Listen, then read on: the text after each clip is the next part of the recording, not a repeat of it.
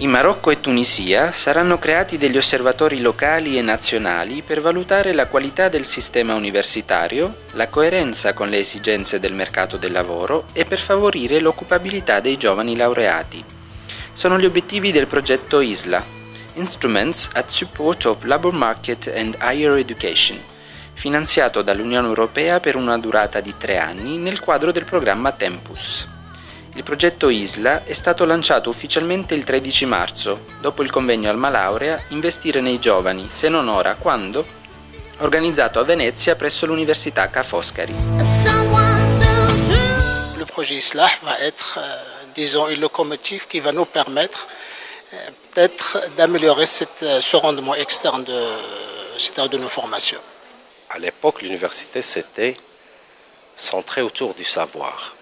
C'est l'université qui produisait le savoir, c'est l'université qui diffusait le savoir, elle inculquait ce savoir à l'étudiant et on ne se préoccupait pas d'autre chose. Les choses ont évolué. Maintenant, aujourd'hui, l'université est centrée autour de l'étudiant. On est passé au savoir-faire, savoir-être. Maintenant, il faut des compétences. Il faut lui donner des outils, des compétences pour l'insérer de la manière la plus facile dans le marché de l'emploi. Aujourd'hui, au Maroc, on ne connaît pas quel degré de satisfaction de l'étudiant sur son séjour à l'université. Qu'est-ce qu'il a appris? Quels sont les outils qu'il a acquis?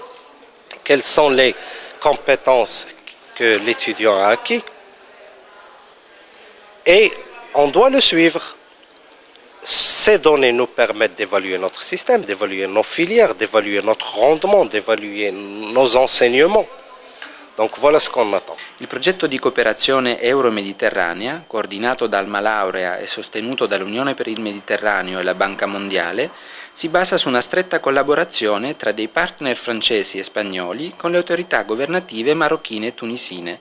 Avec ISLA, donc on essaie donc de rebondir sur les acquis de Grinza et donc d'augmenter, si j'ose dire, l'employabilité donc de nos étudiants, mais pas seulement chercher un emploi. Aider nos étudiants, si vous voulez, donc à créer eux-mêmes un emploi. Pour notre université, la création d'un observatoire local, si vous voulez, va aider nos étudiants donc à, si vous voulez, donc se renseigner, avoir des informations, donc à, je veux dire entre guillemets, je m'excuse du terme, à mieux se vendre, mais à mieux, si vous voulez, donc communiquer avec les entreprises, si vous voulez, à travers donc la mise en place de leur CV, donc l'amélioration de leur CV, les aider à chercher des emplois, parce que ce qu'on va offrir, ça ne marche pas que pour le Maroc ou pour la Tunisie ou pour la France ou pour l'Italie, mais ça pourrait aussi marcher pour d'autres pays. Alma Laurea, il a vraiment une grande expérience dans le domaine et par conséquent, on a voulu profiter des expériences, sachant que ce problème d'insertion des lauréats, c'est un problème vraiment qui, dans ces derniers temps, qui devient vraiment primordial pour l'université. On a compris qu'il faudrait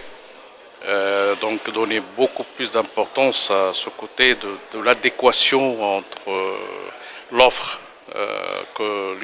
pédagogique et le marché de l'emploi, et surtout que nous avons un tissu économique qui n'est pas très développé et on compte beaucoup sur les lauréats, sur les diplômés pour développer ce tissu économique.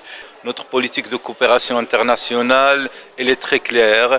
Nous aimons nous ouvrir, regarder qu'est-ce qui fonctionne chez les autres, partager ce que nous avons fait chez nous pour explorer de nouvelles voies d'agir ensemble. Et le projet ISLA, à notre sens, c'est une excellente occasion. Vu le problème accru de chômage de partout dans le monde, surtout donc, au niveau de la Tunisie, donc on va essayer ensemble et nous attendons bien sûr à ce que il y aurait conciliation entre les